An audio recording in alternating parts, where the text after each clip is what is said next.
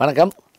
இன்றைக்கு நம்முடைய வைகறை சிந்தனையில் ரோஜாவின் ராஜா அப்படிங்கிற ஒரு மிகச்சிறந்த மனிதரை பற்றி பார்க்க போகிறோம். மனிதருள் மாணிக்கம், ஆசிய ஜோதி என்றெல்லாம் அறியப்படுகின்றவர் யார் என்று கேட்டால் 1889ஆம் ஆண்டு அலகாபாத் நகரில் தோன்றிய பண்டித ஜவஹர்லால் நேரு அவர்கள்தான் இத்தனை பெருமைகளை உடையவர். இவருடைய தந்தையார் மோதிலால் நேரு. இவர் பெரிய வழக்கறிஞராக இருந்தவர்.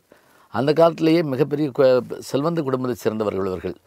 ஜவஹர்லால் என்றால் என்ன பொருள் அப்படின்னு கேட்டால், சிவப்பு கல் நகை அப்படின்னு போடுறான், சிவப்பு கல் அப்படின்னு பேரான். நெஹ்ரு என்பது என்ன அப்படின்னா, இவர்கள் காஷ்மீரத்து பிராமண குடும்பத்தை சேர்ந்தவர்கள். வாய்க்கால் கரை ஓரமாக இவருடைய வீடு இருந்ததன் காரணமாக கால்வாய் கரைக்காரர்கள் என்பது தான் அது நெஹ்ரு என்று, நெஹர் என்பது நேரு என்று மாறியிருக்கிறது. அப்போ சிவப்பு கல் என்பது இவருடைய அதுக்கு ஏற்றபடியாக அவ்வளோ அழகாக இருப்பார் இவர். இவருடைய அந்த ஷெர்வானியும் அந்த கோட்டில் இருக்கக்கூடிய ரோஜாவும் அவ்வளோ, அவருடைய தொப்பியும் அது இந்தியாவுக்கு ஒரு பெருமையான ஒரு அடையாளத்தை தருவதுன்னு சொல்லுவாங்க. இவருக்கு கூட பிறந்த சகோதரிகள் 2 பேர். விஜயலட்சுமி பண்டிட், இவங்க ஐநா சபையினுடைய உறுப்பினராக இருந்தாங்க. இன்னொருத்தவங்க கிருஷ்ணா என்பவங்க. இவர் ஒரு பையன்தான். இவருடைய தந்தையார் இவரை பள்ளிக்கு அனுப்புறதுக்கு முதல்ல அந்த அலகாபாத்தில் இருந்த ஆனந்த பவனம், இந்த ஆனந்த பவனத்துக்கு என்ன சிறப்பு அப்படின்னா, யமுனை நதி அப்படியே உள்ளே அப்படி வெளியில் கூடி போகுமா.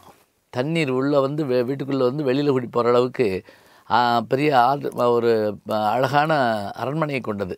அந்த அரண்மனை தான் பின்னாடி என்ன பண்ணாங்க, அப்படியே காங்கிரஸ் கட்சிக்கு அவர் கொடுத்தார் அப்படிம்பாங்க. இவர் பள்ளியில் படிக்கிறதுக்கு பதிலாக வீட்டிலையே படிக்க வச்சாங்க. பிறகு ஆக்ஸ்போர்டில் போய் படித்தார். படிக்கிற காலத்தில் ரொம்ப கூச்ச சுபாவம் கொண்டவர். இவர் பேச எந்திரிப்பாராம். அங்கெல்லாம் ஒவ்வொரு சனிக்கிழமையும் பேச வேண்டியிருக்குமா.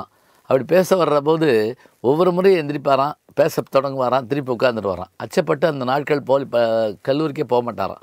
அப்படி இருந்தவர் தான் பிற்காலத்தில் இந்தியாவுக்கே பிரதம மந்திரியாக வர்ற அளவுக்கு, முதல் பிரதம மந்திரி அவர் தான், வர்ற அளவுக்கு தன்னுடைய பேச்சாற்றலை வளர்த்து கொண்டார். இன்றைக்கும் கூட நீங்கள் பழைய ஏதாவது இந்த இதில் தேடி பார்த்தீங்கன்னா, நேரு அவர்களுடைய பேச்சை நீங்கள் கேட்டு பாருங்கள். அந்த உச்சரிப்பை அவ்வளோ அருமையாக இருக்கும். அது அவருடைய உணர்வு மிகுந்த உச்சரிப்பு.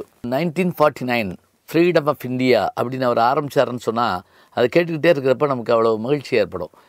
இவர் எப்படி அரசியலுக்குள்ளே வந்தார்னா, 1915 இவருடைய தந்தையார் காந்தியடிகள்கிட்ட போய் இவர் அறிமுகப்படுத்துகிறார்.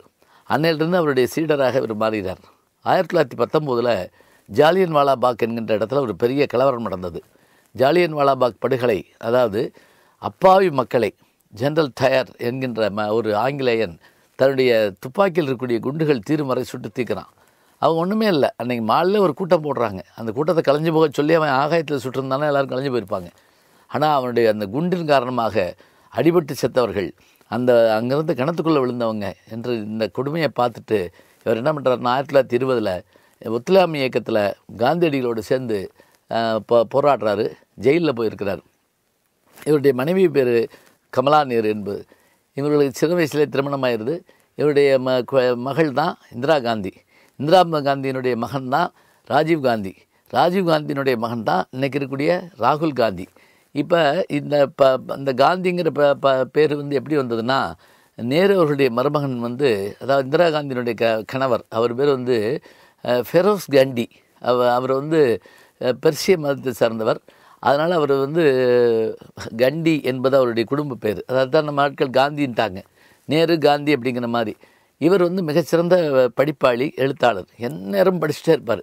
இவர் எழுதின discovery of India, world history, இந்த ரெண்டும் தன்னுடைய மகளாகிய இந்திரா காந்திக்கு அவர் எழுதிய கடிதங்கள் அப்படிம்பாங்க. உலக அளவில் புகழ்பெற்ற நூல்கள் ஒன்று எதுன்னா டிஸ்கவரி ஆஃப் இந்தியா அப்படின்னு சொல்லக்கூடிய நூல் தான். இவருக்கு குழந்தைகள் மீது ரொம்ப விருப்பம் அதிகம். எப்போவும் அந்த வீட்டில் குழந்தைகளோடு இருப்பார். அந்த குழந்தைகள் நேரு மாமா காந்தி தாத்தா அப்படின்னு சொல்கிறாங்கன்னா, காந்தி தாத்தாவாகவும் நேரு மாமாவாகவும் இருந்தார்னா அவ்வளோ சந்தோஷம். என்ன அப்படின்னா, அதுக்கு காரணம் அவர் குழந்தைகள் மீது கொண்ட பாசம்தான். அதனால தான் அவர் என்ன பண்ணார்னா, அவருடைய பிறந்தநாள் தான் நவம்பர் 14.